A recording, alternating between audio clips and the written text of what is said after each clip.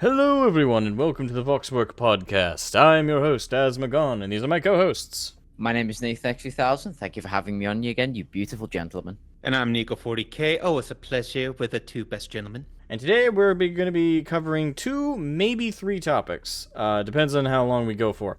But topic number 1 is, and by the way, all the topics today were direct questions from our community, which, Nathan, since you grabbed them out, how about you name them off? I will definitely name them off. So I think the reason we wanted to go through another sort of set of community questions because we got a shit ton, and a lot of them are decently, thought-provoking. It's not like silly ones or whatever, but it's stuff that we can actually like proper sit down, answer, and actually, make our little noggin, get the old noggin jogging a little bit. So just to start us off, topic 1 is from a Mr. Pyrrhus of Epirus, yet again with a good question. It says, so each of the legions had identifiable culture / inspiration drawn from our history and world or otherwise.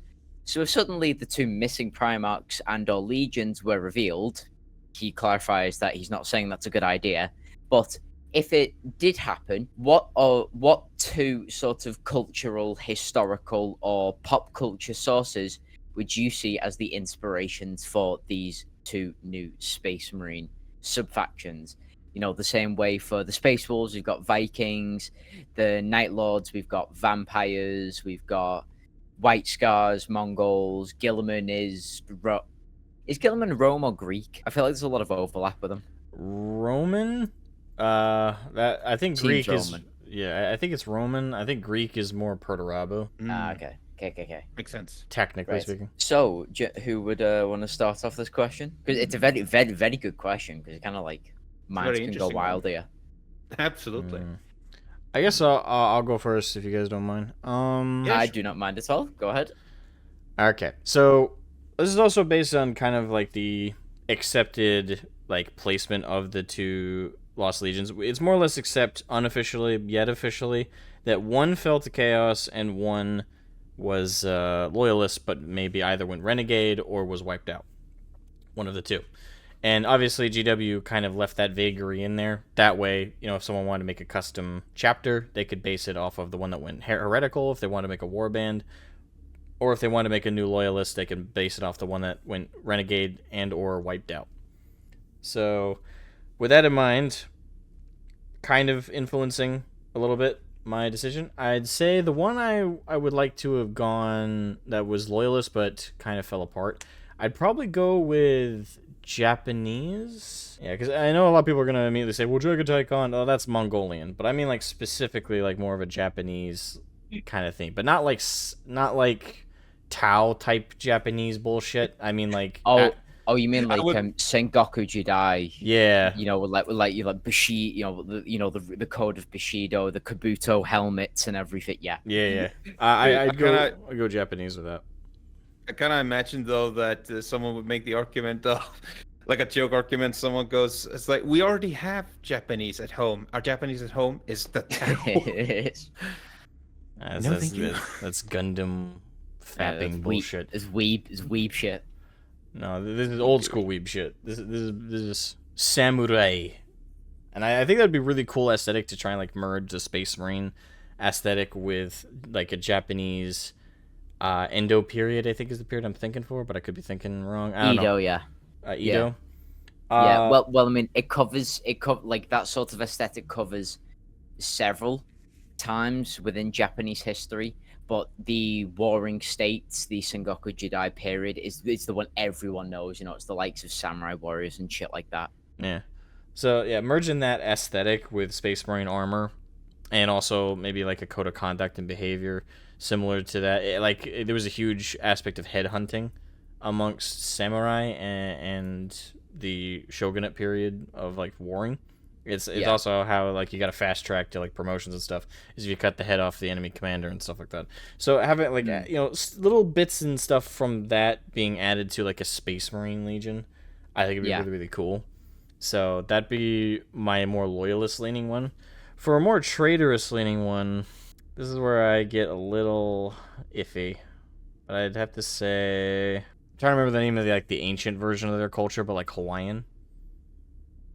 Like the tribes that lived in like those like the islands and stuff. Oh yeah, yeah, the Polynesians, under King Yeah, Kamehameha. yeah, like Yeah. that aesthetic. I think it would look silly mixed with Space Marines, but it could if done if mixed well and creatively. I think it could really badass, especially for like a more chaosy lean. If you could make it like look more evil.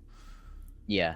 So again, I do think it's technically a bad pick, but it's the only one I could think of for like that wholesale unique aesthetic that hasn't been done.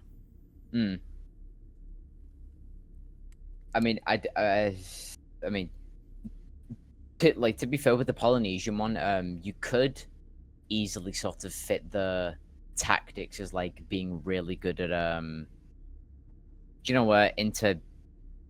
interstellar travel, through the wall, because that's what the Polynesians were basically known for. The fact that they were sailing to islands when a bunch of other people didn't even know how to sail like at all at the time. At least amongst the tribe. So the actual theme of navigation and being able to like circumvent their enemies in like different positions, and they have no idea how the fuck they did it, is like, I can imagine it's a very good tactic system of ambushes. Oh yeah, it'd And be it interesting put to the see White that Scouts naval to lean. shame. Oh yeah. It's like, haha, you ride bikes really fast on land. We can travel to planets by the time you fucking blink. Oh, good answers. Good answers. Nico, what about you? So, since we're talking about two of them, I'm gonna take this opportunity to do my favorite: a joke answer and a serious one. So, a joke answer for a lost Space Marine Legion, Jamaican Rastafari. What the fuck?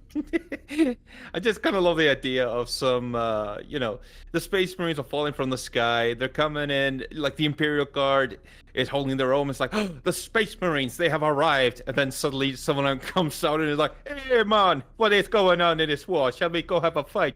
Just smoke blooming out of the grill, because hotboxing in his own Space Marine helmet. Yeah. I can imagine like the helmets are painted red, yellow, and black for like the Rastafarian hats, and they've all got mini hand flamers. They go. They would be a fun pairing with salamanders.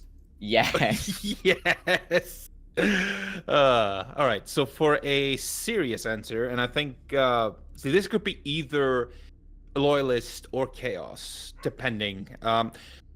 So I don't see a lot of. Maybe this has already been a thing, but with Space Marines, have there ever been a like Native American, like Indian Space Marines? Because I do think like Comanche would be interesting. No, which is interesting considering the Emperor himself is supposed to be, well, one of the theories of where he comes from, which I think has been decanonized. Well, it was a theory for the longest time, but like the potential of it being canon is no longer accurate. But the Emperor for the longest time was believed to be the summation of several like Native American shamans that sacrificed themselves and their souls merged and created him as like a super being when they were afraid of the warp. So it's interesting that we haven't had a Native American themed legion or chapter, even as far as I know. Like it might be, and I'm just totally ghosting it. Yeah, because, and I say this is possible as loyalist or chaos because depending on how you do it, if they have like their own, say, gods, which I know that some tribes did have particular spirits that they worship. I'm a little bit ignorant on it, I'm not gonna lie, but it will be what I find interesting is whether or not some of them would change their let's put it let's make let's take an example, right? So the Space Marines come in and they find a planet and they find it is Native American, yeah, and then they find out that they believe in a god, the great being, if you will, like a singular one. I can easily see how the Space Marine would kind of twist that into, the great being you're talking about is in fact the one we worship. Only out there we call him the Emperor. You know what I mean? Like sort of twisting it to. As in like the Emperor is the great spirit that they worship. Mm-hmm. Yeah, and also, yeah, I can sort of. This is something I would imagine the Imperium would do. They were trying to supplant other people's religions and trying to, enforce the Imperium and the Emperor's way of doing things. And because again, there are planets that do worship the Emperor in different ways. So I think it's very possible. The second one, and this is one I find interesting in relation to chaos, is there could be like multiple entities. And to fit the theme a little bit, Native Americans, they were really good fighters, not necessarily compared to, the Europeans in the end, but they were very, vicious.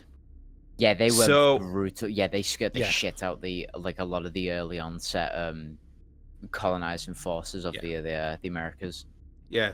They also, like, if I remember correctly, they also had like death pits and stuff like that where they just toss bodies. I don't know. You know what? Someone in the comments. You might be thinking of a different one. It could be, but yeah, I think you're thinking more South America than North America. It's possible, But so the idea though is that if you have like different gods, and one of them is like, say, the warrior one, the warrior tribe, go on a rampage conquering different tribes because Native Americans did go to war with one another. So it would be interesting if like this would be a way for Khorne's influence or something. Well, I don't know. It'd be kind of interesting to have Native Americans as Space Marine Legion. I mean, they could be like, they could definitely be a legion that sort of focuses on melee, but also guerrilla tactic as well. Have you seen that meme legion? But it's kind of not a meme legion. The sensible Marines that are actually tacked out in camouflage gear. With snipers. Yeah, I can imagine they'd operate a lot like that, where they sort of not Night Lords level of hide in the shadows, but I can imagine they use like rush down melee tactics. Like a little bit of Raven Guard, or yeah, okay. Just think the Night Lords meet Khorne Berserkers, so like they're half as effective as each of them. Is something like that. And I can imagine like all these great, they say they worship the Great Spirit, but there's an S on the end. So the Emperor they recognize as the Great Spirit. Yeah. But I can imagine that leaves room for like inquisitorial doubts. You're like, oh, okay, I understand the Great Spirit because that's at least the Emperor. But what do you mean other spirits? Who else are you listening to exactly? Yeah. Yeah. Oh, I don't know. There's a giant red dude. He seems kind of chill. He makes my axe a lot more shinier. Yes. Oh, that would be interesting. There's also a tall pink one. She got big boobies. We kind of like. We kind of worship her as like the fertility goddess and stuff. There's also. Don't look at the inside shack because that's where we have our me times. Yeah. There's also a big blue squid. We've named him Jerry. He's not straightforward with anything he fucking says, so we tend to ignore that one.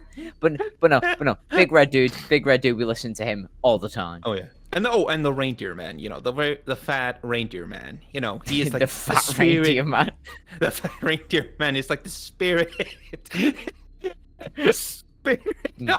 Oh, the trees, the nature. We don't like talking to him a lot. He farts. Oh. Act reindeer man. Fucking reindeer. Jesus, can't fucking get that out of my head now. Then there's the blue one. It's just white noise. As I said before, like the blue one is just a big squid man. We don't talk to him because none of his answers are fucking straightforward. He speaks in riddles. We don't like riddles. That's why we like Big Red Man. He just says, "Kill that one." Yeah. Straightforward. It's like you understand him. Yeah. What about you, Nathan? So I did slightly anticipate that one of you was going to pick the Japanese one because that's a very sort of popular requested Space Marine Legion, or like the one to be sort of based around a few periods in Japan. Because we can't get enough otakus. Fucking Yeah, weeabos. yeah, they've got an entire fucking faction of them with a Tau. Yeah. So I'd say my first answer, as the one I really want to see, is just to get the kind of the lesser one out of the way, is I'm thinking a lot more lines of like Pyrrhus's, like the way Pyrrhus would answer this, because he's very history sort of faction empire. I'd go with the Rajput warriors of like ancient India. You know, very heavy caste system. They share a lot of themes with the Mongols, but the Rajput are obviously, you know, they're based out of you know, India, very strict caste system, very sort of ornate. Like if you thought Gilliman was a show off, fucking hell, the Rajput, Jesus Christ. Yeah. Looking it up now because this is like the first time I've heard about the Rajput.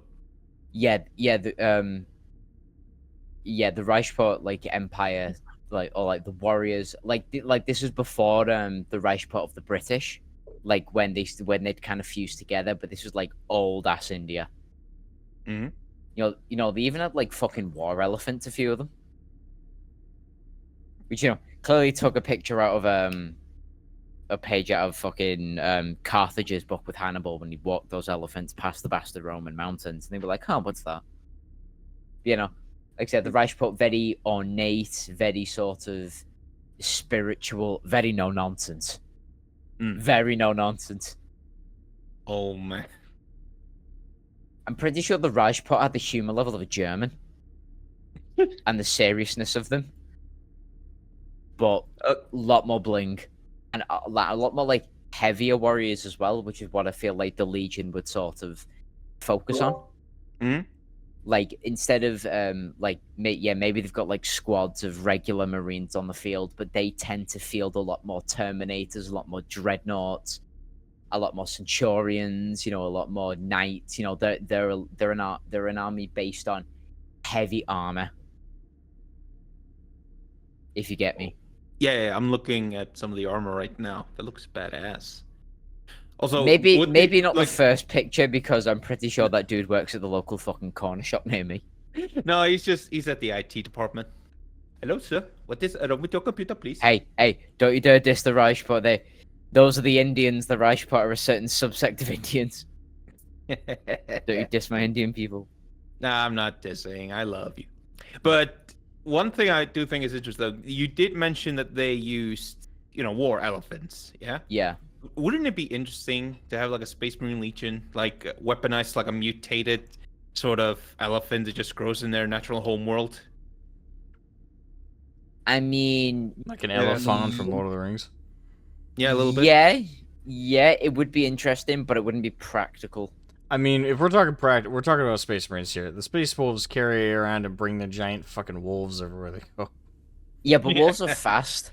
Wolves, like elephants, although tanky, compared to Xenos weaponry, they'd get fucking ripped apart. I mean, well, this is the other thing. It depends. Keep in mind the Squiggoth. The elephant's like. Yeah, like keep in mind the Squiggoth for the orcs. Yeah, but the Squiggoth's like super heavily armored though. Like I know, it like, would depend on. I think that's the idea. It would depend on how mutated the elephant is. Yeah, I think that's the idea that Nico's pitching though. Is like this big mutated, like kind of like a Squiggoth, but you know, elephant-like and used by Space Marines.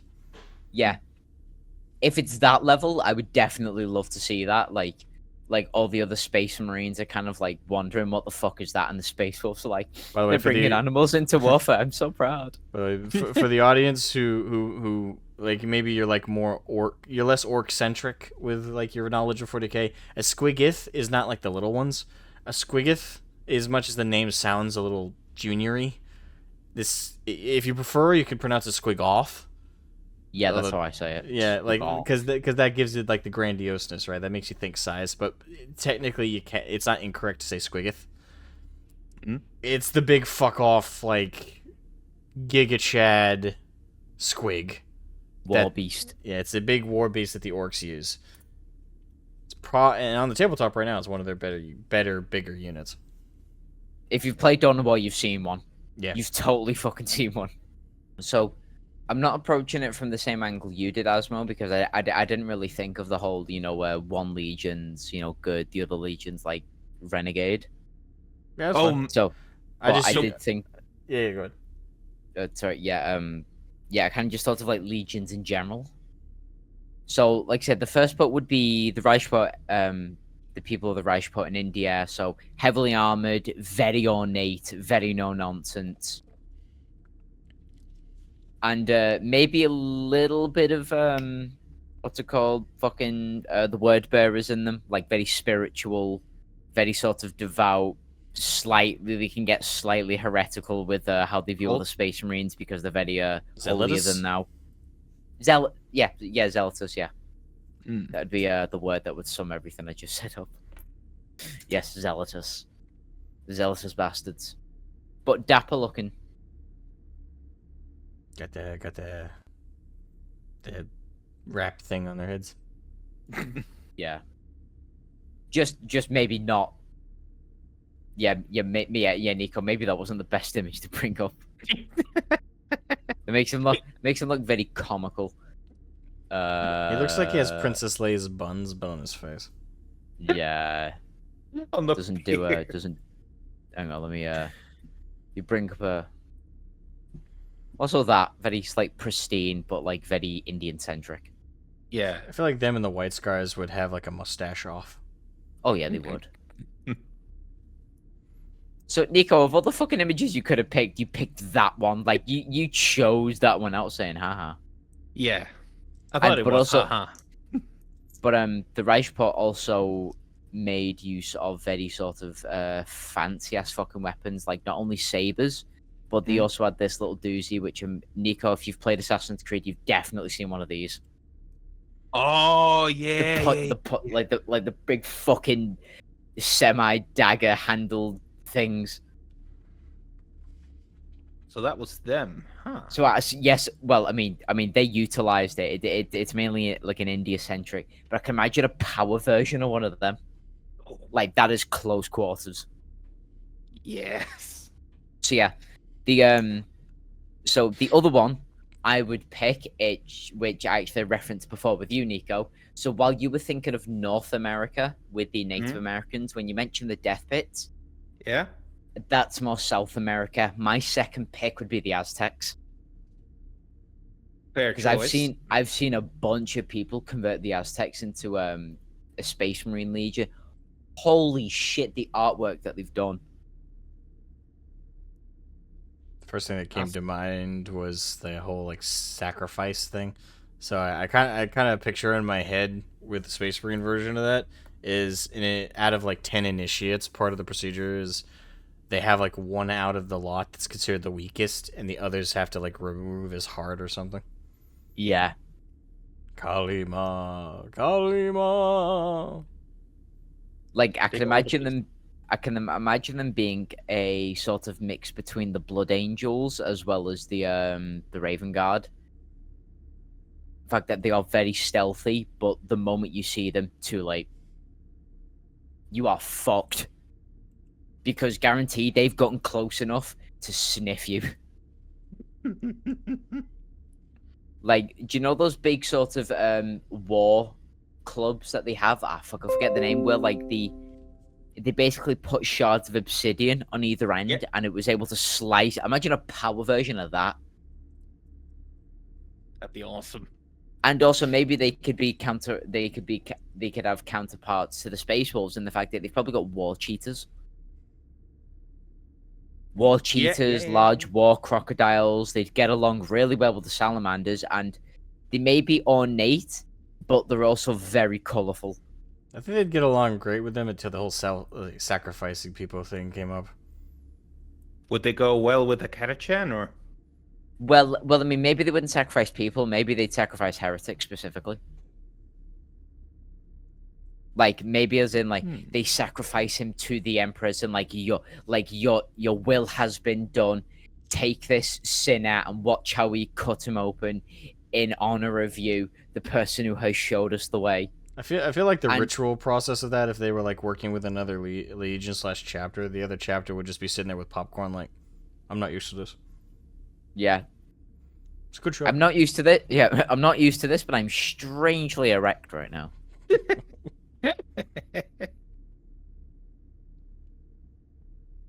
Also, to be fair, like for the longest time, a lot of people thought the Rainbow Warriors were tribal, like Aztec tribal people, but you know they got Forgotten. Yeah, actually, were the Rainbow Warriors retconned? I don't know if they were retconned. I do know that they haven't been referenced in official lore in like fucking forever. And to be fair, like, yeah, and to be fair, like in terms of like the normie crowd within 40k, like the normie hobbyists, especially if they only join the hobby, I'd say 8th and onward, and they didn't get like super into the lore. I doubt anyone knows of them these days. Like, unfortunately, the last time I saw them brought up was when the wokes on Twitter were bringing them up, trying to say that, you know, trying to like do gay representation. That's the last time I saw them brought up, and not exactly the way you want them to be brought back up. No. So yeah, they've more or less, unless I completely am blanking on something that GW did officially, they've more or less been forgotten. Again, outside like the Giga nerds.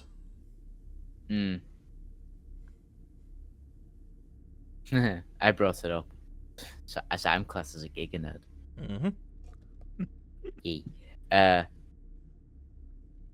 Yeah, so very colorful, very scary, like, you know, and maybe during their tactic, maybe they might have like large sirens on top of their tanks, or like loud sort of like, you know, loudspeakers, and the noise that they play is like a 40k version of the death whistle that the Aztecs used to use.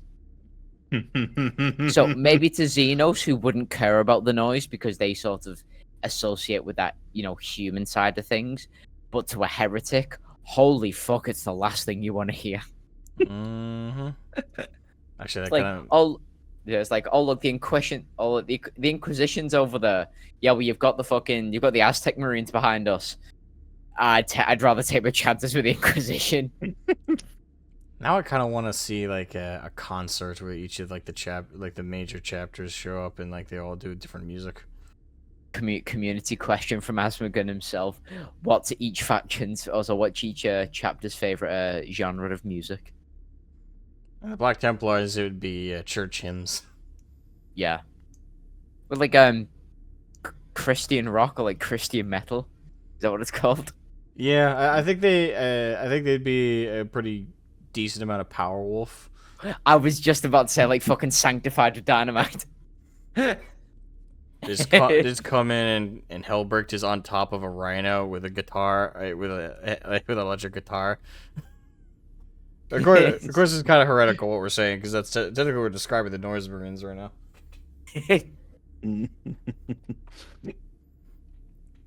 But no. Yeah, so I would pick Rajput people and the Aztec people. Very good people. Very sort of, they have their own standardized identity, way they did things, themes, colors, how they acted in warfare and stuff like that. Yeah, that was Pyrrhus's question. Thank you, Pyrrhus, for sending that in. It's a very thought-provoking question. Do either of you have any additional comments or whatever? Or can move on? I'm good. Well, I did think there was one I was gonna mention, but it's kind of silly. But what the hell? I'll try to do it quick. So you know about Vlad Tepes, with Vlad the Impaler. Wait, that's how you pronounce it? I thought it was Vlad Tepes. Well, Vlad Tepes, but his title is like Vlad the Impaler. All right, so it's pronounced Tepesh, not Tepish. Tepesh. Then again, it could just be how I pronounce it, because I pronounce vowels differently sometimes. Oh, okay. Vlad Depeche Mode. Yes, I just can't get enough. I just kind of stabbing people as he's doing it.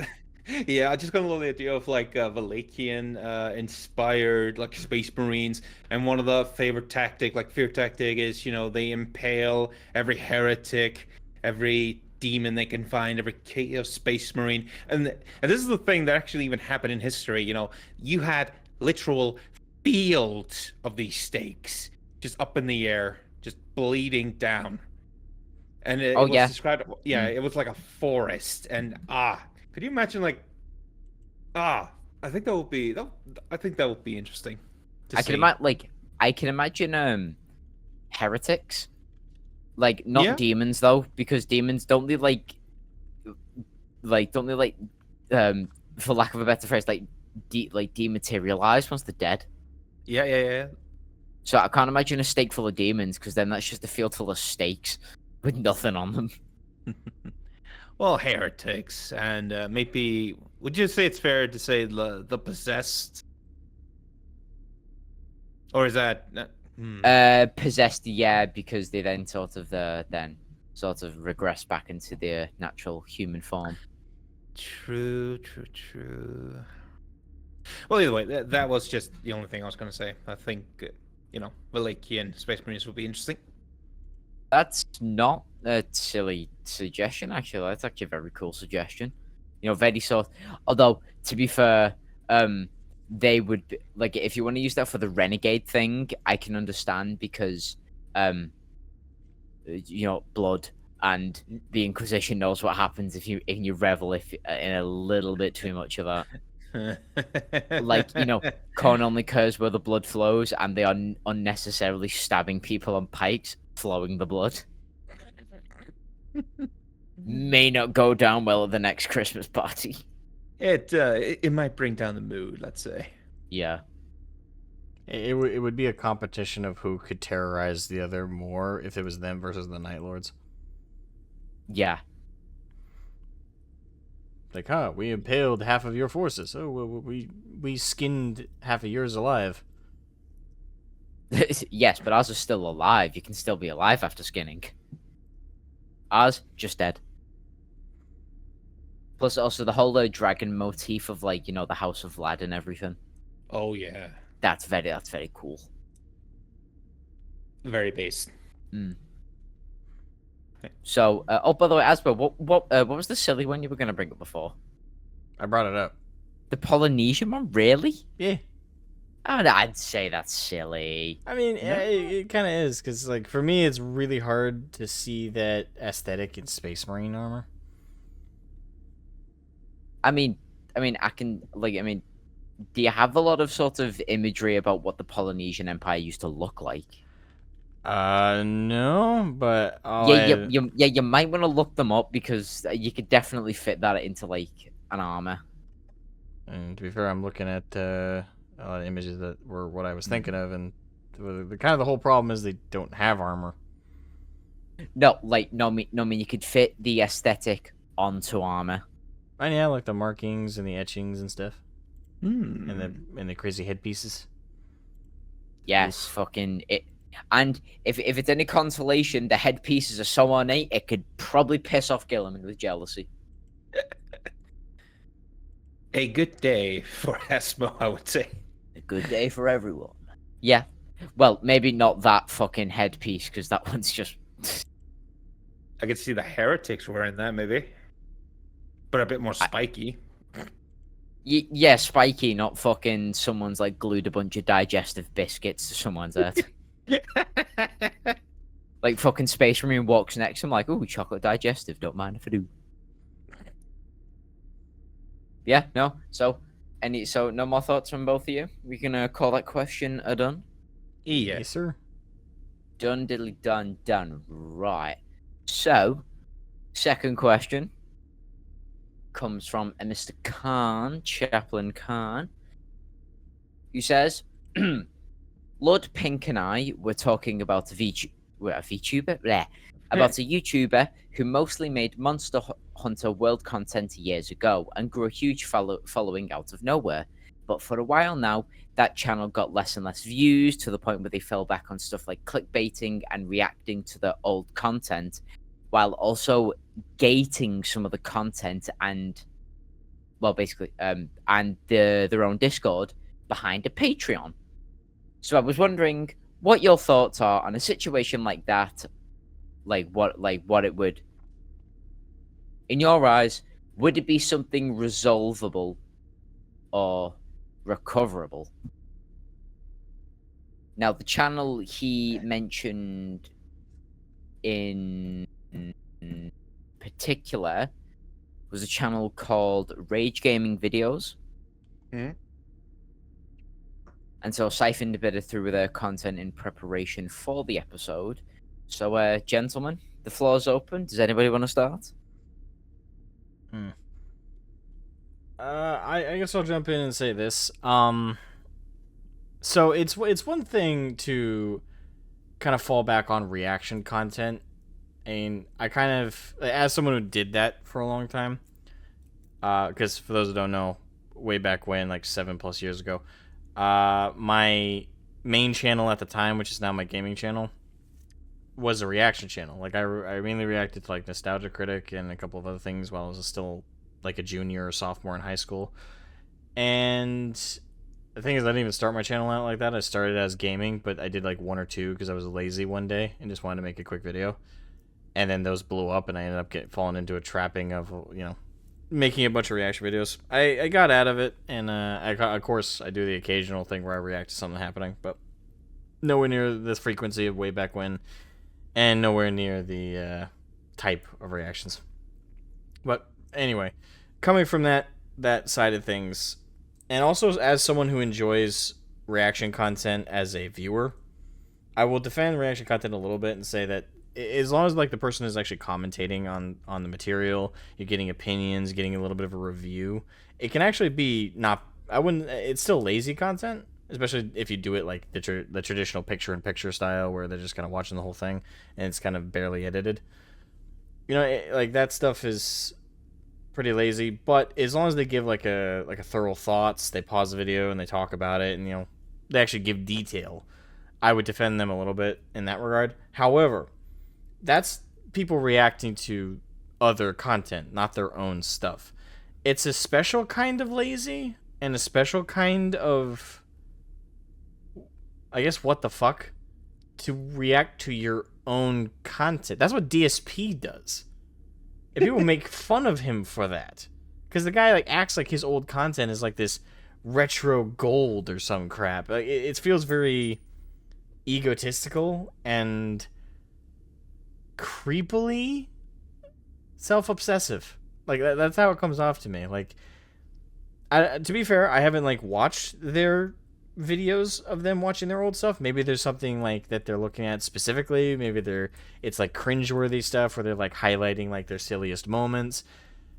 But if it's what I'm picturing, which is them just sitting there and talking about their old stuff and watching bits and bobs of it, and it's just super surface level, yeah, that's a special kind of lazy. Like that, like, to me, that's a sign of someone who's given up. Like you're tired of actually putting effort into your content. Now it's just about the regularity of your uploads and the frequency of uploads, quality and it be damned, quantity be all. And yeah, so like that for me is a special kind of fall off. Like it's very DSP like, and again, people make fun of him to hell and back for stuff like that. So why on earth would we not make fun of someone doing the same thing? Like it's yeah, that's pretty bad. That's pretty fucking bad. Yeah. I mean, Asmo, like, like in the past when I've sort of made videos for my channel, like the one thing I complain about is like hearing my own voice. You wouldn't fucking catch me dead rewatching my old videos, like especially as an actual publication on my. Like, that's just a no-go. Like, why the fuck would you think you're that much of hot shit you could react to your old content and no one basically be like, kind of lazy? We've already seen the fucking video. It comes off as super egotistical. Yeah. Like, again, even if they're not like actively like acting like it, even if they don't have to sit there and say, "Oh, our old content is absolute gold," but it's just the fact that you are rewatching your old stuff for your current content. Like that's really bad. Like that's worse than trying to remake your old content. You're just straight up bringing back the old stuff, now commentating over it, like people would give a damn to listen to you commentate over your old stuff. Like again, it's just so, to me it shows a level of narcissism. Because why do you think you're such hot shit that people want you to just reiterate your old shit and talk over it? Yeah. And I can't think of a single video in the past I've done that I would do that with, and would think even remotely it would be a good look.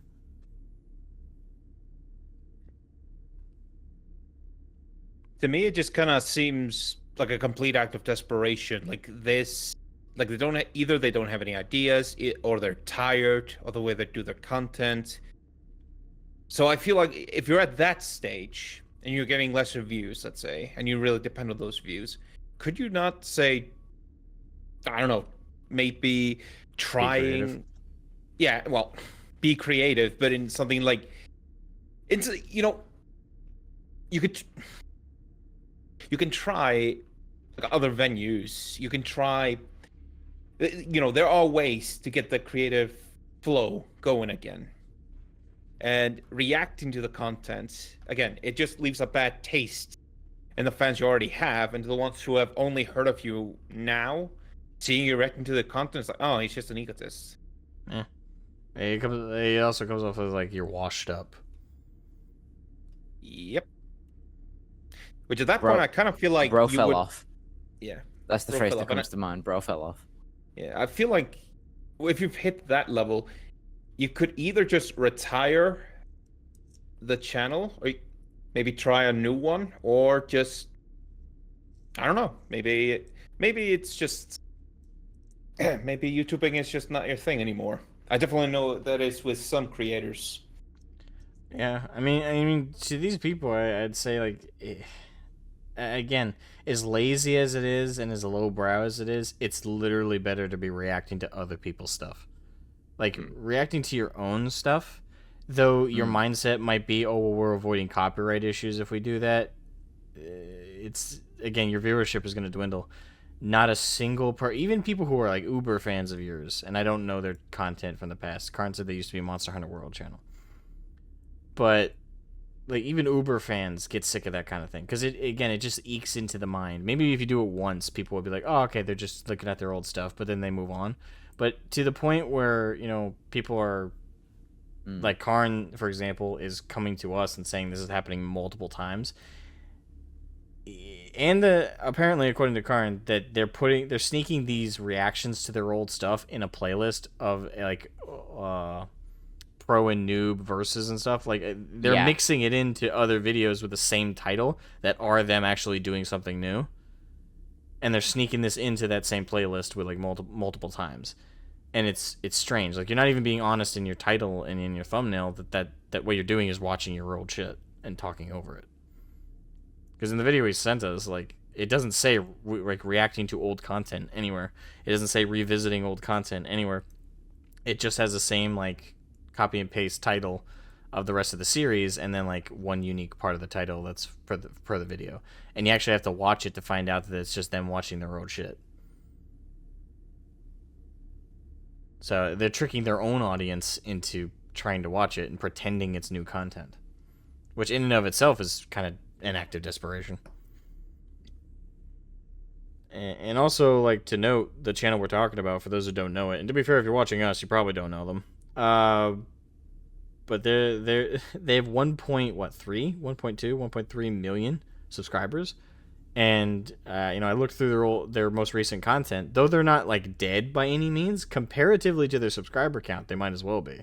Because per video, they're anywhere from 9K views to like 60K views. And again, like for my channel, that'd be amazing. That'd be like god tier. But they have over 1 million subs, and they're not even breaching on the regular 80K to 90K. Like they're not even 1.22 million subscribers, and the latest video with Sun Wukong, which is an hour ago, 1.6 thousand. The last video before that, 15K.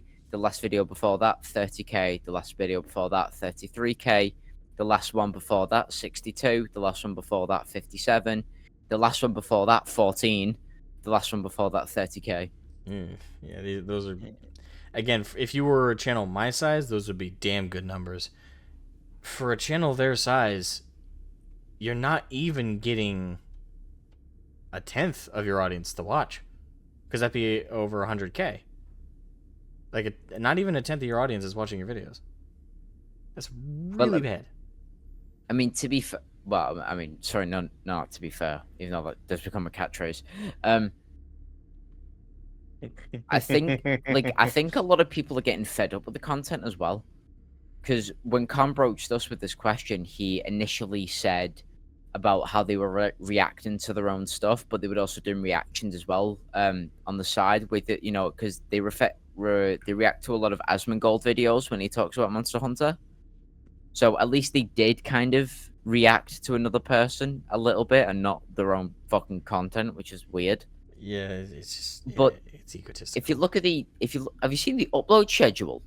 Yeah. Recently, with Dragon Dogma 2, they pumped out 3 build videos in the same day. Yeah, and I bet you money that those builds are copy and pasted from Dragon's Dogma 1, and they just made some slight tweaks. I bet, like, with their upload schedule, it's pretty, like I said before, it's pretty clear that their focus is quantity, not quality.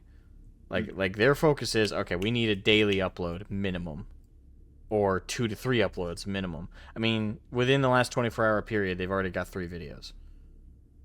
So again, they're playing the algorithm game of quantity versus quality. And if you even look at their thumbnails, everything is like, there's so many elements that are copy and pasted. And to be fair, I understand that urge to copy and paste a lot of things between thumbnails, especially if you have like a series and you want them visually to be similar, and B, you want people to immediately like recognize it and understand that what it is. But this is like, to say it's copy and pasted is an understatement. Like the text color at the bottom, this big green text at the bottom of it, the logo of the game in question that the video is on, and then like a very cartoonish avatar that they have like the same exact face on, no matter the character. Like the color of the character and like the slight aesthetic changes are here and there, but it's like copy and paste, copy and paste, copy and paste, copy and paste, copy and paste, copy and paste. Although it's filled with like very vibrant colors, it seems formulaic. It's also really busy. Like there's a bunch of shit happening on each of these thumbnails. Like they do the whole like YouTuber arrow thing, pointing to stuff. Yeah. They had a giant question mark in places. My fucking god. The whole sumerism thing, right? Yeah, they're doing the clickbaity thing, and again, I get the urge to do that, and like I'm guilty of it to an extent here and there for sure. I think everyone is, but the amount they're doing it here, this for me is what it looks like when a YouTuber or a creator has given up, and they're just about squeezing the shit out. Like, it's getting it out, it's being on a schedule, and it like push. It's bad. Like, and again, I don't know them personally. Maybe there's a reason for it. Maybe there's like just something happened and they kind of fell off because of it. But yeah, like their channel is not doing amazing for the size that it is.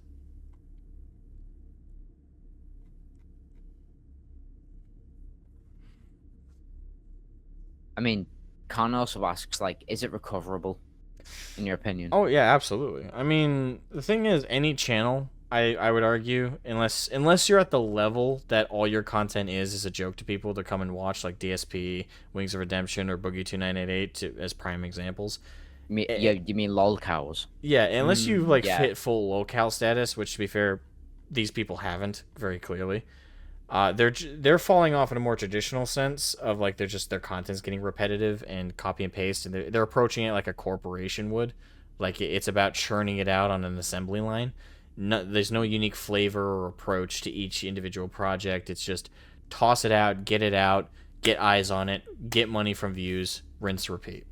Like that's clearly the mindset they've slipped into, and like if by some miracle they saw this video and they responded to it, I'm sorry, but feel free to try and like deny it and say we're a bunch of haters or something. But all it takes is anybody looking at your channel to see what we're talking about. Like visually, you cannot deny what we're saying right now because your thumbnails are repetitive. Like they're the exact same like template with very, very, very, very slight changes. This is lazy, to put it bluntly, and yeah, like it's bad. But as for recovery, though, they haven't hit a lolcow status. It's just the content itself is getting dry and soulless. But all they have to do is add soul to it again. Like they just have to release some videos with unique thumbnails, and the actual content of the video itself also be unique, and it be very clear that they're actually having fun with it. Like mix it up, do something unique. Don't do a template that you've been doing over and over and over and over again. Mm-hmm. Because the moment you stop having fun with the content, it could sort of just like that reflects. Yeah, people can sense it. People will sense it. Like you can't hide it. Like even if you're a damn good editor, you can't 100% hide someone's lack of passion, because it'll show in some aspect of it. And here, maybe it's go ahead. No, go ahead.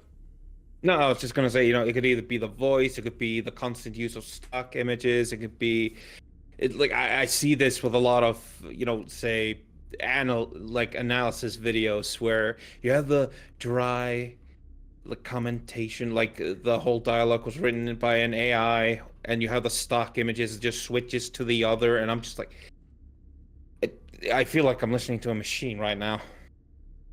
That's kind of the. When there is no soul, it kind of feels like you're listening to a robot. Well, to me, anyway. So. Yeah. Anyway, yeah, go ahead. But yeah, that's more or less like my thoughts. Like it is really bad, and it should.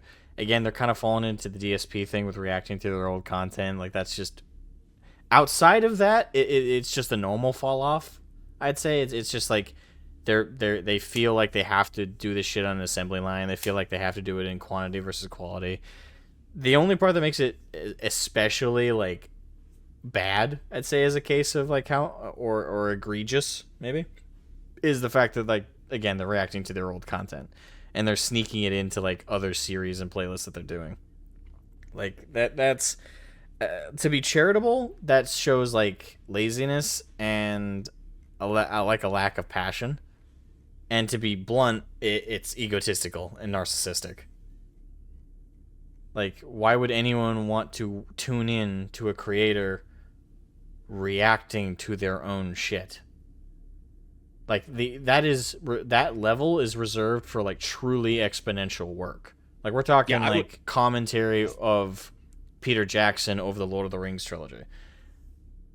Or something small, like, say, Astartes, like Samuel Peterson. I would love to see how he would go through every single scene. Yeah, like those exponential projects and work. Like, it's at such a status that you would want to hear the creator break down, like, their thoughts as they go through. Things that they didn't like director commentary is a thing on most DVDs for a reason. Yeah. Some people are, like, genuinely interested in that thing. Yeah, but for that to be justified, the work itself needs to be at that level.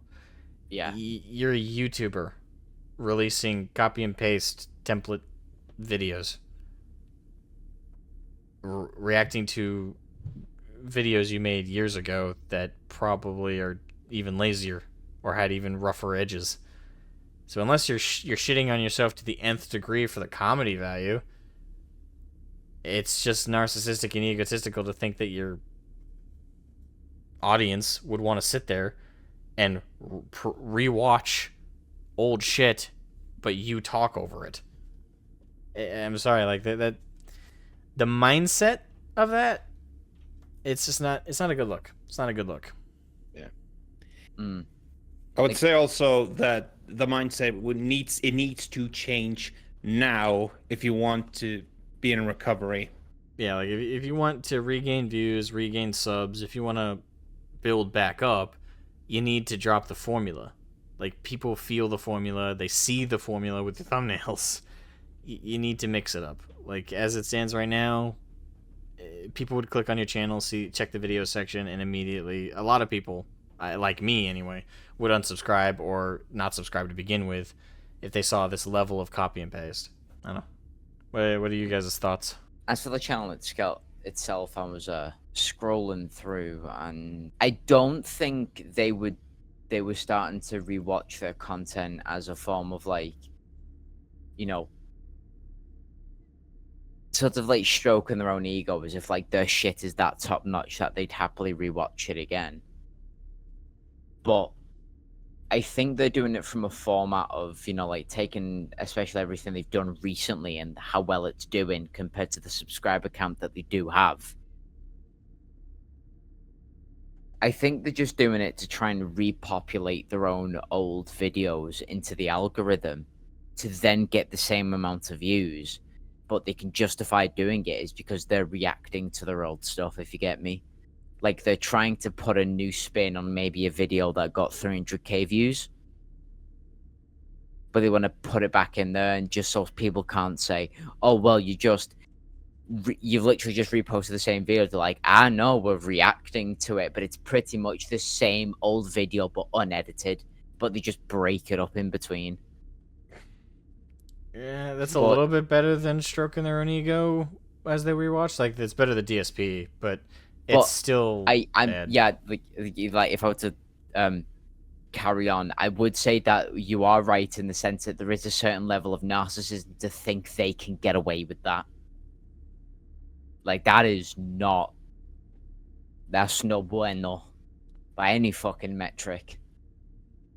You know, like you said, if it was like Peter Jackson and the masterpieces he created with Lord of the Rings, or if it was Astartes, like you mentioned, Nicho, I can just, you know, it can be justified because those, you know, even from two different sides of the coin of like grand cinema, whereas the other one is like independent animation, both are masters in their own realm. And people would really want to see that, but not a fucking YouTube video about Monster Hunter. Yeah, with a bunch of guys who are just, you know, I think like doing the regular gaming thing, or it's like, we're acting stupid, or we say something funny, or we react to us failing, and then we all laugh. Yeah. Like, anyone can make that content. It's not interesting in how you made it. And Plus, again, it makes people think you've fallen off. Yeah, because like, you know, like I mentioned before, in one day, they'd released 3 videos with the same formulaic thumbnail, and they do it for every single sort of RPG, semi-RPG game. You know, you had Elden Ring, you had like any game where you can build a sort of like a character in, you know, with stats and everything. They just create like a shit ton of videos of like, they milk every single fucking thing you can from each game. Like Dragon's Dogma 2, Elden Ring. I've even seen a couple of Binding of Isaacs in there. You know, there's Monster Hunter about, you know, the bosses and stuff, which build is best to take down this boss, which build is general overall. And they just do it for every single, like Diablo 4 as well. Last Epoch. I'm pretty sure there was one more. I mean, yeah, there's Monster Hunter World, but there's also Pal World as well. Yeah, Pal World. And there's Helldivers. They're pretty much doing exactly what Fextra Life does. Now that I think about it. Yeah, exactly. They're like that's the other example. That's what it sort of pulled me back, as in like a comparative example. They just milk any game with an RPG building element to it, of like customizing your character and building a certain class that can be spec'd to a specific role in a game, and they just milk videos about that specific class and every function it can, you know, tend to, or they just move on to a completely different class, or they just cover which bosses are, you know, highest in damage, highest in magicka, highest in fucks to give, I don't know. And it definitely shows. I mean, maybe the people that are watching the content on the regular, you know, the people that are giving the 30k views and shit like that, maybe they're just blindsided by how much they like the channel. But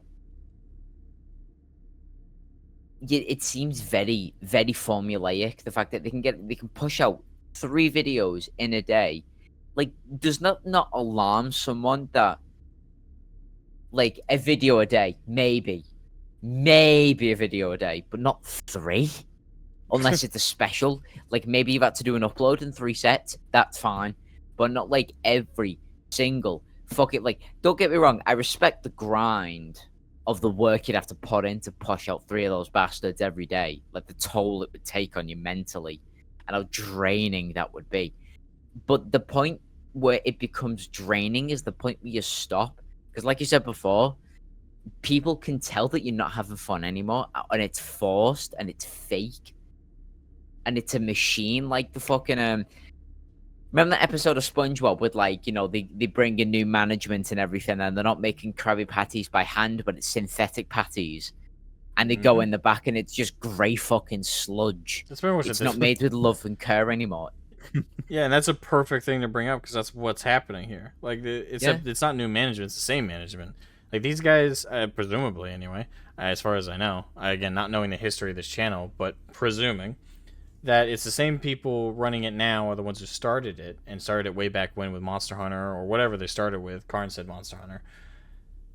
Like, they went from that to now this formulaic bullshit. Like, it feels like people who started like a mom and pop shop and like were really passionate and were hands on, and then at some point everything became about the profits, it became about the money, and the passion died, and it just became about, okay, we need to churn this shit out. What's the most effective way to do it? Copy and paste, copy and paste, copy and paste. What corners can we cut?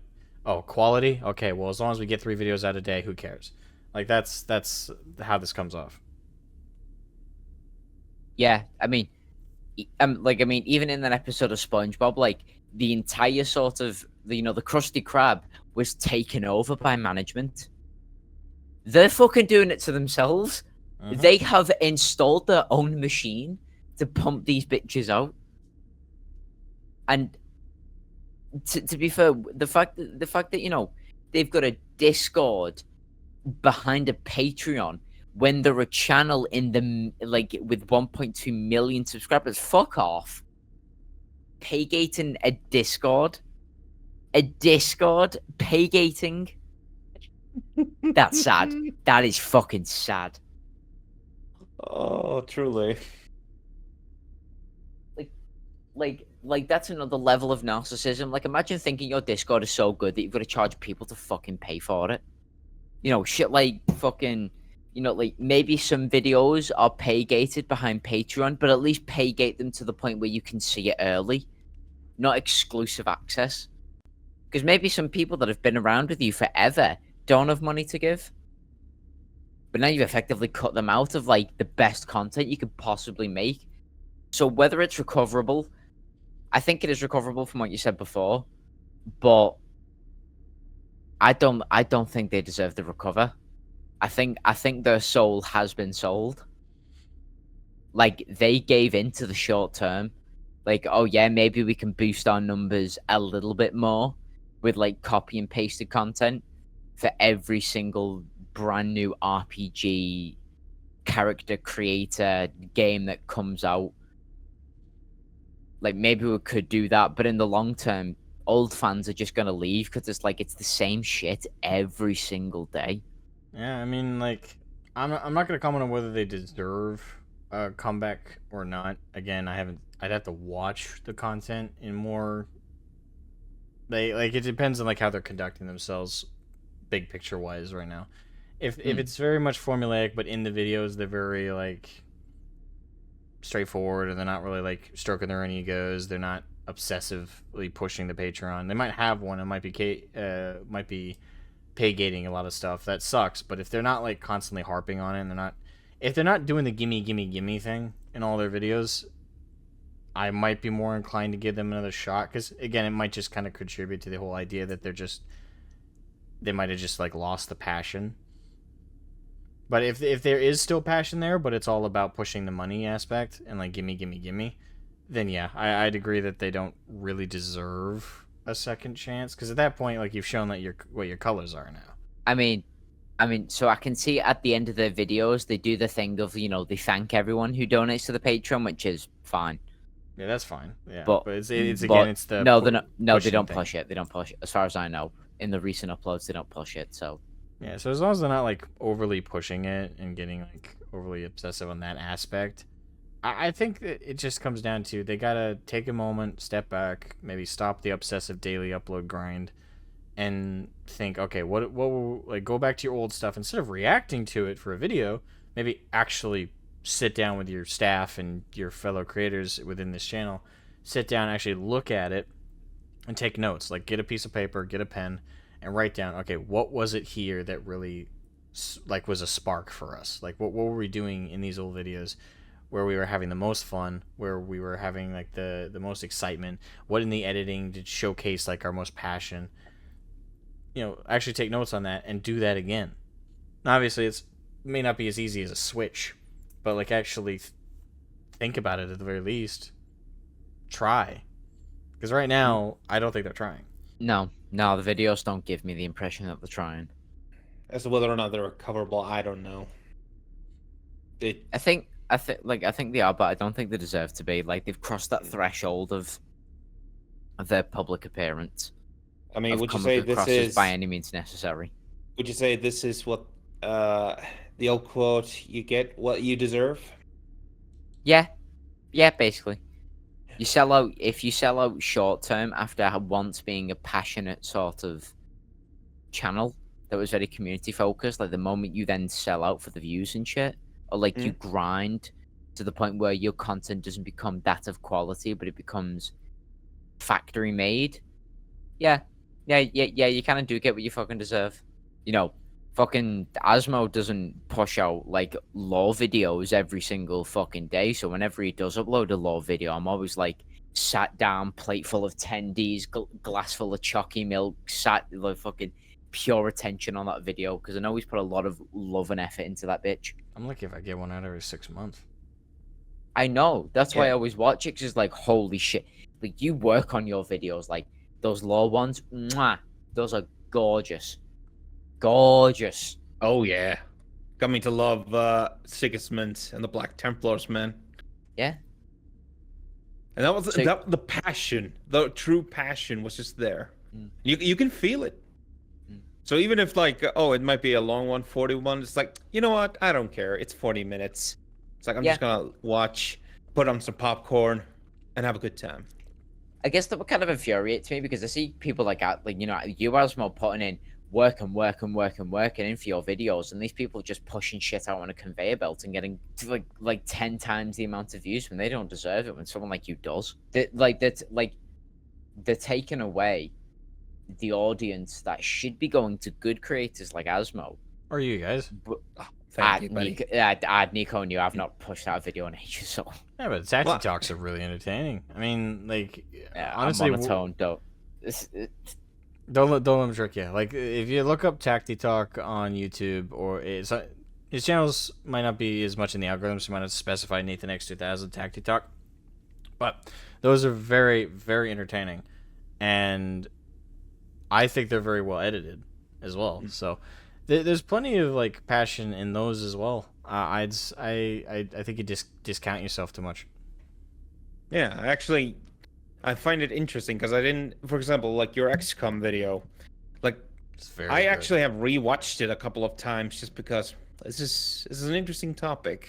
Just because I don't know that much about XCOM compared to you. I rewatched the Dark Tide ones for therapy. It's like someone else other than me was right. Yeah. Me and Asmo basically stood there like fucking Gimli and Legolas. I still remember when I warned people about the beta. We both did. I made 3 videos on every phase of the fucking beta, and we were telling everyone it's going to be a wreck.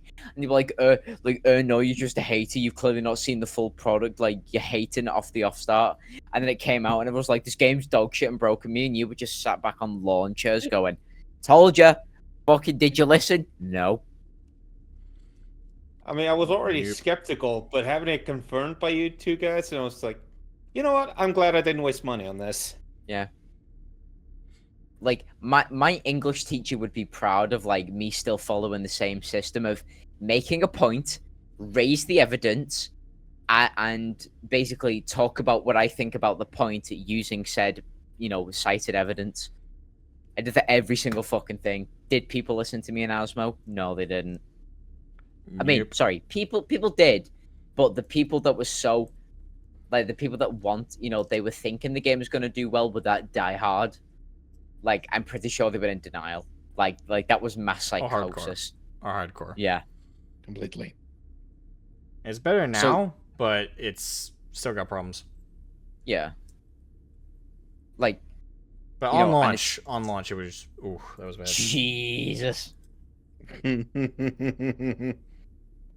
Yeah. So to bring it back to the OG point, there are people like Asmo that are pumping out like premium quality content that I'd pay good money for, and there are people that rage what's the channel, like rage gaming videos, just pumping shit out, rewatching their own old content, reacting to it, reacting in big fucking quotation marks, because I don't even think they're reacting to it. I think they're just saying scripted shit in a reaction video, which is fucking sad given how some of it comes off.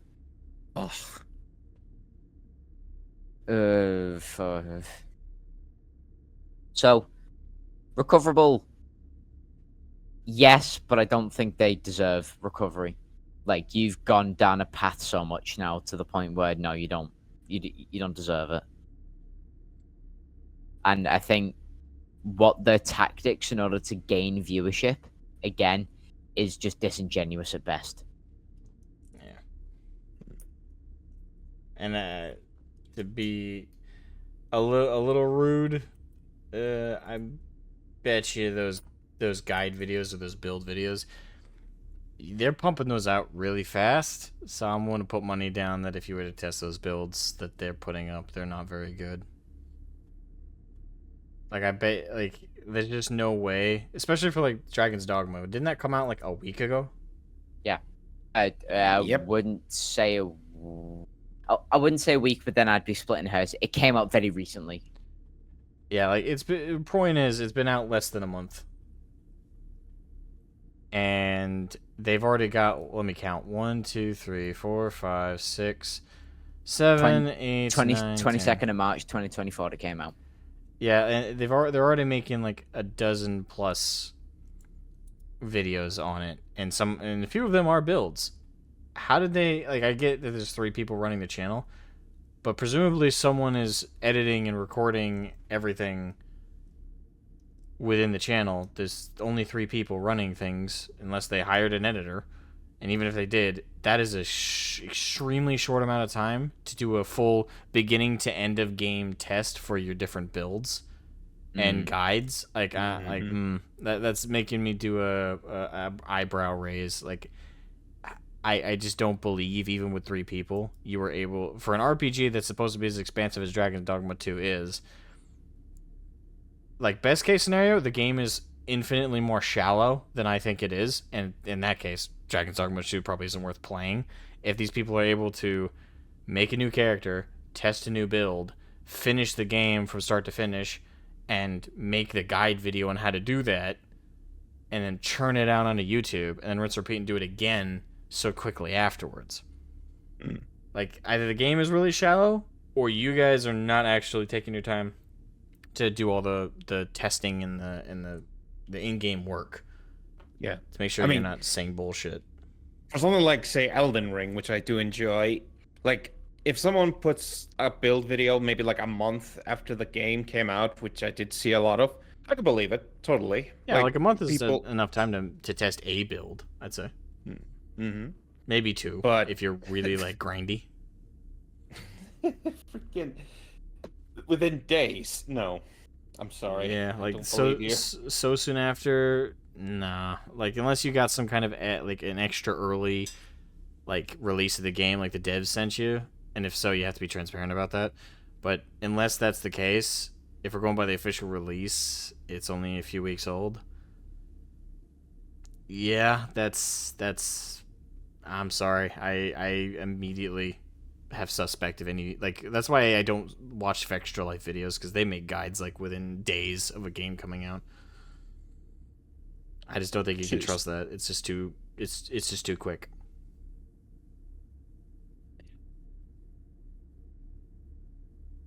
Would you say that's have we covered the question relatively well? Or... Yeah, I'd say so. Yeah, I'd say we definitely covered the question. I'd say we kind of went hard on them, to be fair. Yeah, and as people have not really seen the content, to be fair. Yeah, but based on what we have seen and what we are looking at right now with like their content and what's been explained to us, pretty much stand by our points. At least I stand by mine. Same. I think we have enough time for the third topic. Yep. Bonus question. Yes, we do indeed. So, just to reiterate, just in case I didn't do before, I can't recall if I did. But thank you both, Pyrrhus and Khan, for your questions. As we now move on to the finale question of today, question number 3 from a Mr. Uros Osium. And he asks, just bring it up real quick. Okay. Uros asks, say you have the ability to do either erase a species from the Warhammer universe or bring a species no longer within the universe, aka dead or otherwise, back, which one would you choose and why? And to state, when he says Warhammer, he doesn't strike me as the type of person that likes fantasy. I've never heard him talk about fantasy, so I assume he means 40k. So either erase a species or bring one back within 40k, and why would you do so? Whew. How serious do we have to be about this? Could we do a joke answer and a serious one? I mean, I've only got a serious one planned. I don't really. I'll state mine. Mine is. It's gonna sound humorous, but I mean it 100%. The Tau. Fucking. Oh my god. Oh, you took my one. Completely erase them. Yeah. Yes. Completely erase them. I'm sorry. They aesthetically don't fit 40k. Lore wise, they've had to bend over backwards to try and even remotely fit them in. And the best case scenario for how they fit into the universe is as youngins walking into the shitstorm. And like the best Tau moments are them reacting to the realization of the setting that they're in, and they've not done anything with that's substantial enough to really shape the Tau and mold them to the setting they're in. I'm sorry, I'd erase the Tau completely. They're just so rough. Yeah, as much as the Tau are in sort of historical comparison, as much as they are a relatively new faction, like I said, relatively compared to everything else, I don't see them as a threat. And I think they defeat their own purpose of like, because everyone calls the Tau the good guys, so everyone likes the Tau because they're the good guys because they fight for the greater good. But then the moment you even hear about what they do to the actually what they call the Goesa, the humans that they have on the world, the population that they let stay there. Yeah. When you hear about that, and then you still call them the good guys. And to be fair, like GW have retroactively added their negative elements because people were pointing out in a setting where everyone's supposed to be a flavor of bad and doing evil shit to survive, why do we have these random do-gooders? And then GW are like, oh well, actually they are bad. See, eugenics and stuff. It's like, okay. Yeah, that feels like a cop out. It is. Like eugenics sounds like a generic bad guy thing. It is. I mean, in the setting that they're in, they're still the clear, relatively with everything else they have to put up with, they're still the clear good guys. When the worst thing that they're doing, and I know, like, again, in any other setting, they would be the clear bad guys, right? But in this setting, in particular, the worst that they do is eugenics. Eugenics and sterilizing entire species. That's kind of it. And again, that sounds fucked up out of context, but in context with the setting, they might as well be Santa Claus. The equivalent of a slap on the wrist. Yeah, like it's just nothing. And like the Tau, I mean, I kind of do think they fit 40k, as in like in the sense that the designs about the armor and stuff like that, and the mechs. You can pretty much do whatever you want because you've got stuff like they are a Xenos race, and Xenos can be like fucking anything. Because if you're gonna have a Xenos race, you want it to be as least sort of human as possible, because you just don't want the same flavor of human over and over and over again, just with different aspects. So for Xenos, you can go wildly in any direction, and it would still make sense. But like I said, for someone that is supposed to be the so-called, like, or the closest thing that we've got to a good guy, the fact that their only war crime is just basic war crimes, like, it's not even Tau flavored. It's just like random shit that humans would do, or random shit that humans have done without a history. Like, they've got no sort of, and this probably sounds wrong, but they've not got their own flavor of war crime. They've got human flavored war crimes. In fact, they're human coded, which is my issue with them. Like, so the designs may be entirely Xenos, but they still act like goody two-shoe humans. They don't act like goody two-shoe Xenos. Yeah, which is just bizarre. It's like they had everything right in concept with the Tau, and they fucked it all up. I'm guessing, fucking Asmo, your answer is like the Tau and shit. What about you, Nico? Because mine would also be the Tau. Like, I fucking hate the Tau. Like, they're dumb. So yeah, it's yeah, I don't really like the Tau that much. I mean, like, purely on their own, I do think their weaponry and all that stuff, it looks really cool. Kind of mecha stuff. It looks cool. Looks cool. It doesn't really fit 40k, but in isolation, I do think it could be cool. If I was not going, however, with the Tau, maybe this is an easier option. I would take out the League of Votan and replace it with the squats, because that's the obvious thing to do. Well, I mean, to be fair, you don't have to like take out one and replace it with something. You could do either or. So, True. I mean, if your either or is you'd bring back the squats or you'd take out the Leagues of Votan. That's fair. That's very fair. Yeah, I don't think it's very fair, because everyone wants them back, or like the old, the very hardcore fans. They do want them back. They want them in their original aesthetics. They want them fighting the war, because they were just, they were kind of fun.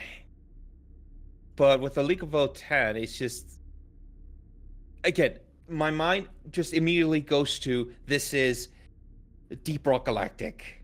Yeah. They just saw Deep Rock Galactic. They wanted it. They wanted their own version of it to potentially sell as miniatures.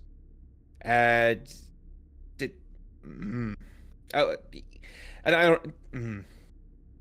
it's just, I can't shake it out of my mind. And all it does, it doesn't make me want to play the League of Votan. It makes me want to play Deep Rock Galactic, which we have to do one day. One day again, yes. One day again. What about you? Obviously you did say the Tau. Do you have anyone else that you want to bring back in, or someone you'd like to remove? Well, I mean, so Eros did in fact say erase a species from the Warhammer universe or bring back a species no longer within the universe.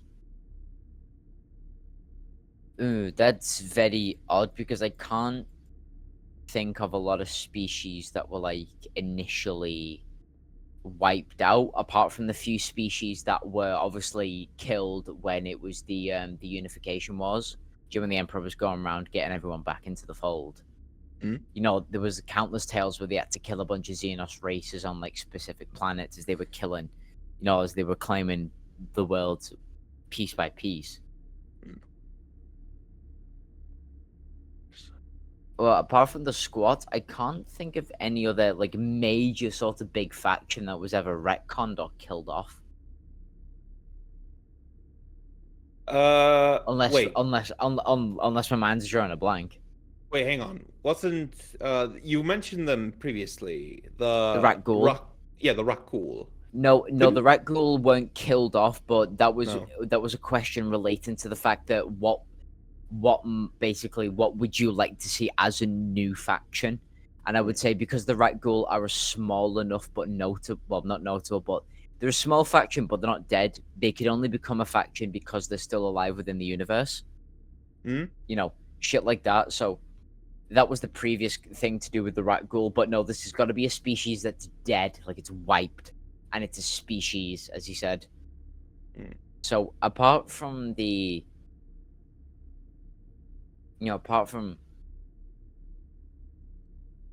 squats like you mentioned, I can't think of any notable Xenos factions that were ever like truly wiped out. Since Apart from the Asmo's one, back, you can ask him maybe. There's the old Asmo, were ones. there the old ones? They were wiped out, as far as we know. yeah, they were wiped out, but would you really bring back like the closest thing that we've got to like, well, gods, yeah, but they'd kind of tip everything in their favor. The old ones, like, because they were shockingly powerful. Like the only thing that could rival them was the Catan, and the Catan are all but non-existent anymore. Well, technically, the Necrons could, even back in their day, be a threat to them. The only reason the Necrons back in the day, like not like now. Well, now. Unless the Necrons got their shit together and found all their old stuff, probably not much of a match. Yeah, because they still have to fight off the Dark Eldar, the Eldar, the Tyranids, the Imperium, fucking the Mechanicus, shit like that. Like they still have to fight everyone else, but now they've got to fight the old ones, and that's only if they can restore themselves to like War in Heaven scale.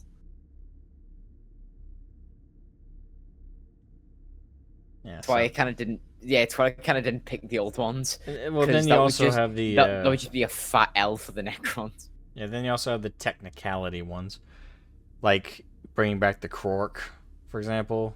Yeah, orcs still exist, but they aren't Krork anymore. Or bringing back the Necrontyr, as the Necrons aren't Necrontyr anymore. You have the technicality ones as well there. What about the War of the Beast? Like, wasn't the large orcs in their Krork? No. Well, it depends on which War of the Beast. And all the ones that came to mind immediately, no. The one with Vulcan? No. Oh wait, shit! No, fuck! It wasn't Vulcan. It was someone else. Shit. The orcs haven't been Krork as long as the Imperium has existed. Like, even the orcs that the Emperor was nearly killed by back in the day, those are still orcs. They were closer to Krorks than the modern orcs, but they weren't Krork anymore. Orcs haven't been Krork for millennia, like dozens of millennia. Yeah, like the Krorks started to, at the very least, had to have been mid on their way to devolving to orcs by the time the golden age of humanity occurred. Even as Gazkul, as smart as he is, quote unquote, and as big and powerful as he is, he's still a shadow of what a Krork would be. Like, they've been gone a long fucking time. You gotta keep in mind that the Krork, in terms of intelligence, were as smart as humans. Like, they were able to strategize, they had a complex language, they had advanced technology and armor, they just had a extra powerful testosterone, effectively. Like, they were just more roided out, but they were still smart, again, had their own unique language, they could strategize. They were pretty damn powerful. Like, I think people underestimate just how dangerous the orcs would have been back when they were Krork. Oh, Yeah, I know how powerful they were, but it's just in the War of the Beast, there were 5 orcs in particular that were like large. They were smart. They were basically what the Croc would look like if they kind of came back to 40k. But I just wasn't sure if it was like a hidden sort of like, ooh, like these could be like the remnants of the Croc, like there were maybe like 5 left at like the head of an orc empire. I don't believe so. Like, is for example, like the Gazcool case. Like people sometimes argue that Gaz is like a Krork brought back. I wouldn't say he is. No, he's still a shadow of what a Krork would be. Hmm.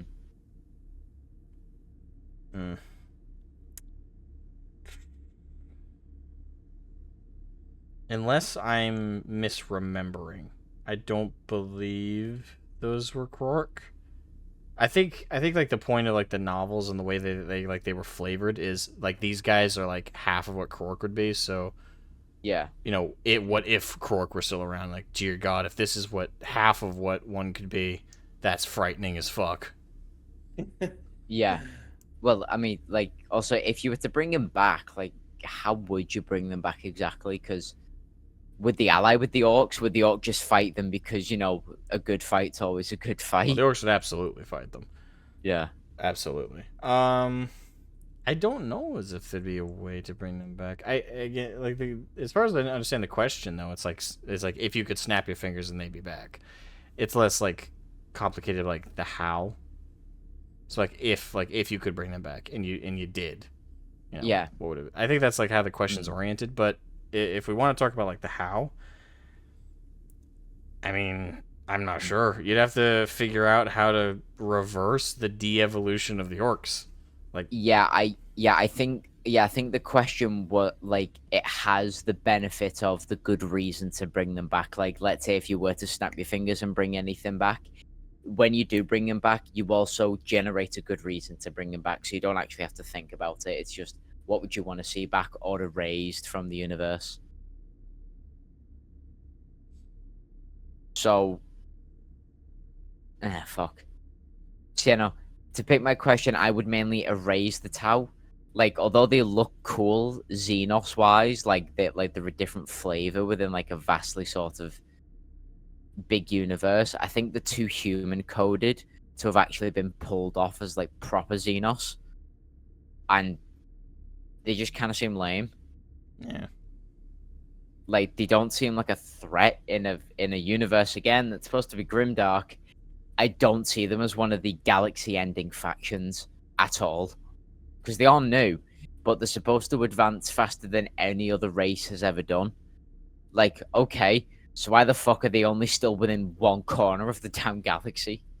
If that. Like a fifth of a corner in the galaxy.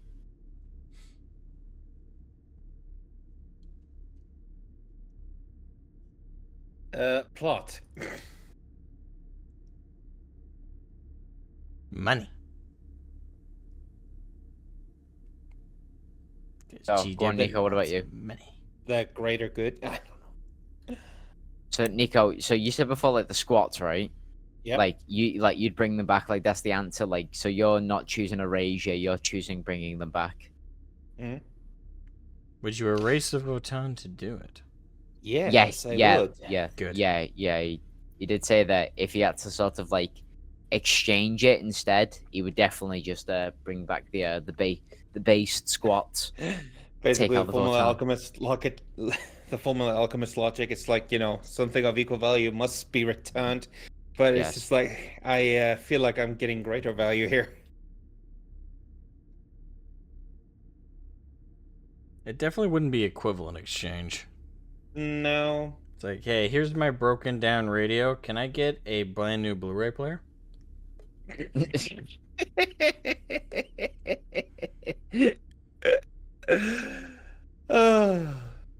Yeah. I can imagine, like, if you wanted to recreate the squats, you'd have to sacrifice, like, it would be 50% League of Votan flesh meat, 25% the juice from a Monster Energy can, and just an entire fucking skateboard. Like, yes, Leagues of Time, but let's make them cool 80s radical again. Let's add a pinch. Yeah. Add a pinch of dynamite. Just Slight pinch. A slight pinch. Yeah. But yeah, I would absolutely trade the Leagues of Time for the squats any day of the week. Yeah. Good man. Yeah. Do not blame me. Yeah, thank you. Thank you. So I believe that actually is everything. Like we got through that way quicker than I actually anticipated that we would. Made a good time. Oh, anything else you guys want to bring up before we call it? Well, I need to get working on the next animated VoxWork, and I'm also thinking maybe wait, did I already mention? Yeah, I'm thinking about doing other audio drama projects. Nice. Yes. It'll be fun. One thing I do want to mention from talking about reaction videos before is that for anyone watching this, if there's ever one thing you want to do to tease Asmo, speak in this very long, drawn-out voice and just ask him like the same question over and over again about what's the next thing he's going to react to, or just like ask him anything if he's going to react to anything in particular. Asma, I think you know what I'm going with this. I think he knows. I'm not helping you explain it to them. So to give a verbal demonstration, You know I edit if you these, were right? to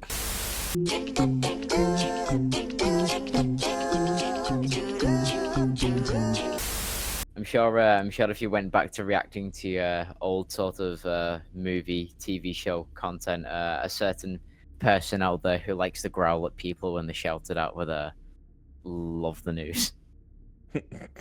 Which, funny enough, I don't even think Nico ever met him, did he? Probably not. No. Who are you referring to? Or does it? The legend of do you reckon I should say his name? Sure. The legend of Billy Mount. Who? Billy Mount. He was somebody in the community, like way back, where if you shouted at him, he would growl at you. He would constantly derail conversation so he could talk about his own universe that he created in his own head. And he was uploading anime to YouTube in the full series length, and we kept telling him to stop fucking doing it because he'd get in trouble. I think 'Cause he was, Chris like, Chan, but before the motherfucking? Yeah. Oh my Chris Chan, but no fucking his mother and no Fanta drinking, and you've basically, that was Billy Mount. Like, cause this man was 28. Like, I thought he was 16 or something. Nah, this man was like 28 at the time, and he was uploading full Japanese weeb shit to YouTube, which, like, he only went unnoticed because his channel was that small. He flew under the radar. And that didn't But we even all work kept for shouting at him. Like, he had, Yeah. he kept remaking his YouTube channel and just adding a number at the end. So it was Billy Mount 1, Billy Mount 2, Billy Mount 3. I think it got up to 4. And he kept getting, his channels erased because he was re-uploading, like, straight full seasons and episodes of different shows with no editing. And then, like, every so often, when we'd be in VC, like, he would either derail the conversation to talk about his own universe he created in his head, or, like, because he'd never joined the VC when it was anyone else, but the moment Asmo hopped in, I'd see Billy Mount popped in, and all of a sudden, hey, Asmo, like, all the people would be talking to go, hey, Asmo, hey, have you seen the new Terminator film? And then Asmo would give his response. And then immediately after he gave his response, have you seen the new Predator film? And Asmo would give his response. Do you know there's a new Power Rangers series? Are you gonna watch that and react? Like, it would just be an hour of those questions fucking straight. Oh my god.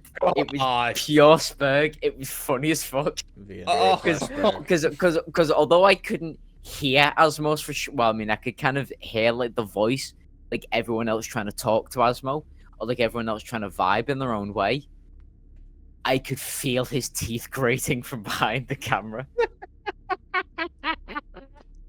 Asmo, have you seen the new Venom film?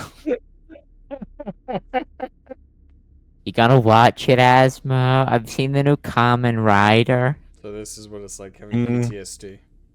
Yes. You're gonna react to it? No. Oh god. I'm just imagining the fucking comment section going, "Hey Asmo, when you doing another VoxWork?"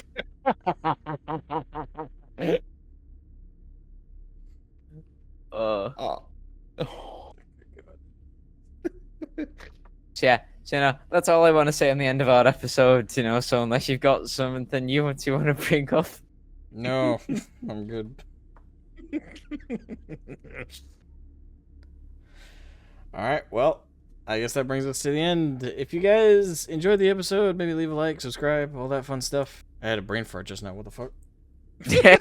you okay? I don't know. Like, I was mid sentence. All of a sudden, I was like, "Where am I?" A PTSD? Okay. The lingering belly mount effect. Oh my god. Anyway, this has been the VoxWork podcast. My name has been Asmogan. I've been Nathan X2000. This is Nico 40K. And we will see you guys next time. Bye bye. Screw the towel. Shout out, Bill.